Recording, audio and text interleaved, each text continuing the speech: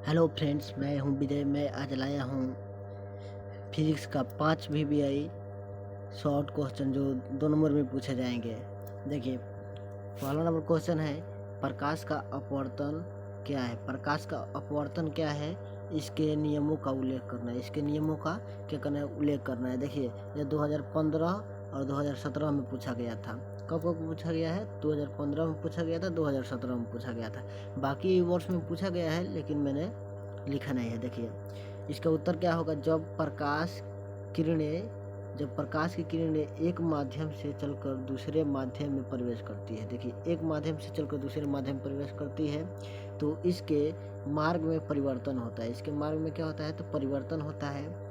इस घटना को प्रकाश का अपवर्तन कहा जाता है। इस घटना को क्या कहा जाता है, प्रकाश का अपवर्तन कहा जाता है। जैसे विरल माध्यम में से प्रकाश की किरण चलकर घने माध्यम में प्रवेश पाती है तो अभिलंब की ओर मुड़ती है। जब इसी प्रकार जब प्रकाश किरणें घने माध्यम से विरल माध्यम में प्रवेश पाती है तो अभिलंब से दूर हो जाती है।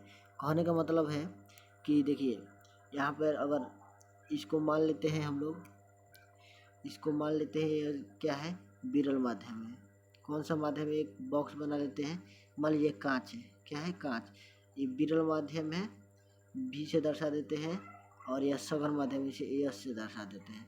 तो देखिए क्या होगा, जब विरल माध्यम से प्रकाश की किरणें आएंगी तो सघन माध्यम में क्या होगा, अभिलंब की ओर मुड़ेगी। क्या होगा, अभिलंब की ओर मुड़ेगी। लेकिन जब सघन माध्यम से विरल माध्यम में जाएगी तो अभिलंब से दूर भागेगी। इतना कहने का मतलब यही था। और जब सघन माध्यम से विरल माध्यम में प्रवेश करती है तो इनका अपवर्तन होता है, यानी विचलन, यानी कि अपने मार्ग से विचलित हो जाते हैं। तो इसे क्या कहा जाता है, प्रकाश का अपवर्तन कहा जाता है। देखिए, इसके नियम क्या है, इसके नियम को देखेंगे। प्रकाश के अपवर्तन के नियम कितने होते हैं, तो 2 होते हैं। प्रकाश के अपवर्तन कितने नियम होते हैं, 2। देखिए, पहला नियम कर रहा है, आपतित किरण, अपवर्तित किरण और आपतन बिंदु पर से सतह पर खींचा गया अभिलंब तीनों एक ही तल में होते हैं। यहाँ पे तीनों एक ही तल में होंगे। देखिए, जो आ रहा है किरण, मान लीजिए इसमें बॉक्स में आ रहा है किरण, तो यहाँ से जो आपतित किरण है और अभिलंब डालेंगे जो, उसके बाद जो परावर्तित किरण है, तीनों एक ही बिंदु पर होगा। पहला नियम यह कर रहा है। दूसरा नियम कर रहा है, आपतन कोण की जाया, यानी कि इसकी जाया जो है आई और अपवर्तन कोण की जाया आर। अपवर्तन की जाया क्या होती है, आर से दर्शाते हैं उसे। अपवर्तन कोण की जाया आर होती है।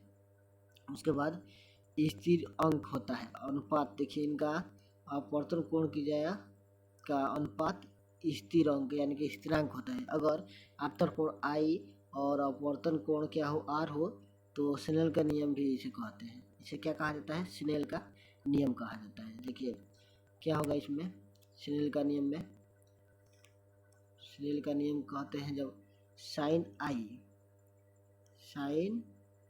आई बाटे साइन आर, तो जो होगा वो एक नियतांक होगा। कैसा होगा, नियतांक, यानी कांस्टेंट वैल्यू आता है, नियतांक वैल्यू आएगा। उसके बाद है दूसरा नंबर क्वेश्चन कि उत्तल लेंस को अभिसारी लेंस क्यों कहते हैं। उत्तल लेंस को अभिसारी लेंस क्यों कहते हैं। पहला उत्तर देखिए, इसमें क्या होगा, जब समांतर किरण पुंज आएगा किसी उत्तल लेंस पर पड़ती है तो एक किरण अपवर्तन के बाद लेंस के फोकस पर अभिसारित हो जाती है। कहाँ, फोकस पर अभिसारित हो जाती है। यही कारण है कि उत्तल लेंस को अभिसारी लेंस कहा जाता है। सूर्य के प्रकाश को किसी उत्तल लेंस से होकर गुजारा जाता है तो किरण अपवर्तन के बाद लेंस के फोकस दूरी पर अभिसारित होती है। इसी के कारण फोकस पर रखा गया कागज कतरन गर्मी से जल उठता है। देखिए क्या होता है, जब एक उत्तल लेंस लेते हैं, कौन सा लेंस लेते हैं, उत्तल लेंस होता है, इस तरह का लेंस होता है। और इसमें जब किरणें आएंगी इसके मुख्य अक्ष के समांतर तो इनका क्या होगा, अपवर्तन के बाद यह फोकस पर अभिसारित हो जाएंगी। कहाँ अभिसारित होंगे, फोकस पर अभिसारित हो जाएंगे। और फोकस का तापमान क्या होता है, बढ़ जाता है। इससे फोकस का तापमान बढ़ जाएगा और यहाँ रखा कागज क्या होगा, जलने लगेगा। यानी एक किरण पुंज को, अलग अलग किरण पुंज जो आ रहे थे, इनको कहाँ अभिसत कर रहा है, फोकस पर अभिसत कर दे रहा है। अलग अलग प्रकाश किरणों को कहाँ अभिसत कर रहा है, फोकस पर, इसीलिए इसे अभिसारी लेंस कहा जाता है। देखिए अब 3 नंबर क्वेश्चन क्या है, अवतल दर्पण के दो उपयोग लिखना है। किसके, अवतल दर्पण के दो उपयोग को लिखना है। अवतल दर्पण के दो उपयोग बताना है आपको। पहला नंबर उत्तल दर्पण के दो उपयोग, अवतल दर्पण है, अवतल, सॉरी यहाँ पर होगा अवतल, अवतल दर्पण होगा। देखिए क्या कर रहा है, इसका प्रयोग हजामती दर्पण के रूप में किया जाता है। देखिए हजामत यानी कि जो हजाम होता है, जो नाई होता है, वह हजामत बनाने में इसका उपयोग करता है। किस दर्पण का, तो अवतल दर्पण का। उसके बाद टॉर्च में वाहन के हेडलाइट, यानी जो वाहन होता है उसके हेडलाइट, पीछे वाला लाइट नहीं, आगे वाला लाइट जिसे फोकस मारता है वह लाइट। उसके बाद सर्च लाइट, यानी कि जो चोर को पकड़ने के लिए पुलिस लेकर के दौड़ते रहता है, वह लाइट होता है, उसमें सर्च लाइट भी कहा जाता है। परावर्तक के रूप में अवतल दर्पण का उपयोग किया जाता है। देखिए टॉर्च में वाहन की हेडलाइट यानी आगे वाला में, उसके बाद सर्च लाइट में परावर्तक के रूप में, यानी जो सर्च करने के लिए लाइट होता है उसके परावर्तक यानी कि उसमें लगा होता है। कौन सा दर्पण, तो अवतल दर्पण का उपयोग होता है। उसके बाद क्वेश्चन है 4 नंबर, अवतल और उत्तल दर्पण में अंतर स्पष्ट करना है। अवतल दर्पण और उत्तल दर्पण में अंतर स्पष्ट करना, या हम लोग आंसर लिखेंगे, क्या लिखेंगे, अवतल और उत्तल दर्पण में अंतर निम्न है। क्या है, निम्न है, निम्न है, निम्न है। देखिए क्या होगा, अवतल दर्पण में वास्तविक और आभासी दोनों प्रकार के प्रतिबिंब बनते हैं, लेकिन उत्तल दर्पण में केवल आभासी प्रतिबिंब बनते हैं। देखिए अवतल दर्पण जो होता है वह वास्तविक प्रतिबिंब और आभासी दोनों बनाता है। एक स्थिति आता है जिसमें आभासी प्रतिबिंब बनाता है, लेकिन बाकी स्थितियों में अवतल दर्पण वास्तविक प्रतिबिंब ही बनाता है। और उसके बाद है उत्तल दर्पण। उत्तल दर्पण में दो स्थिति होता है प्रतिबिंब बनने का, जिसमें से वह दोनों आभासी ही बनाता है और वस्तु से छोटा बनाता है। उसके बाद है अवतल दर्पण को अभिसारी दर्पण। अवतल दर्पण को अभिसारी दर्पण कहा जाता है और उत्तल लेंस को अभिसारी लेंस कहा जाता है, याद रखिएगा। और जबकि उत्तल दर्पण को अपसारी दर्पण और अवतल लेंस को अपसारी लेंस कहा जाता है। इतना अवतल लेंस जो होता है,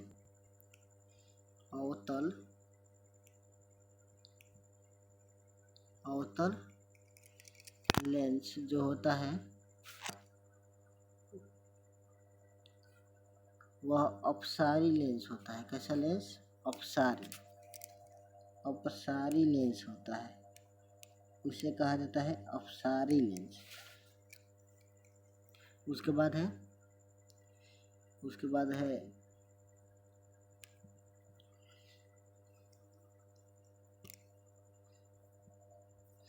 बाद कहेंगे कि देखिए अवतल दर्पण का दृष्टि क्षेत्र उत्तल दर्पण की अपेक्षा कम होता है, यानी कि जो देखने का जो क्षमता होता है वो अवतल दर्पण में कम होता है, लेकिन उत्तल दर्पण में देखने का जो क्षमता होता है वो अधिक होता है देखने का क्षमता। उसके बाद क्या है, 5 नंबर क्वेश्चन है कि हम वाहनों के उत्तल दर्पण में पार्श्व दृश्य यानी जो साइड मिरर यानी पीछे देखने के लिए होता है के रूप में वरीयता क्यों देते हैं, किसकी वरीयता देते हैं, तो उत्तल दर्पण की देते हैं।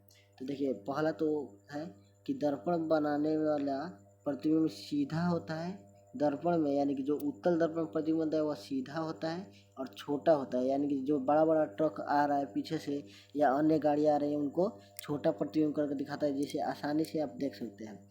इससे पीछे से आने वाले वाहनों की आकृति चालक को समझ में आ जाती है। देखिए सीधा बनता है इसीलिए चालक को आकृति समझ में आ जाता है, और इस दर्पण का दृष्टि क्षेत्र बड़ा होता है। देखिए जो दर्पण है यानी कि उत्तल दर्पण, उसका दृष्टि क्षेत्र क्या है, बहुत बड़ा होता है। यही कारण है कि वाहनों के में उत्तल दर्पण का उपयोग साइड मिरर के रूप में किया जाता है। किसके रूप में, तो साइड मिरर के रूप में किया जाता है। इसका उपयोग साइड मिरर के रूप में व्यवहार किया जाता है।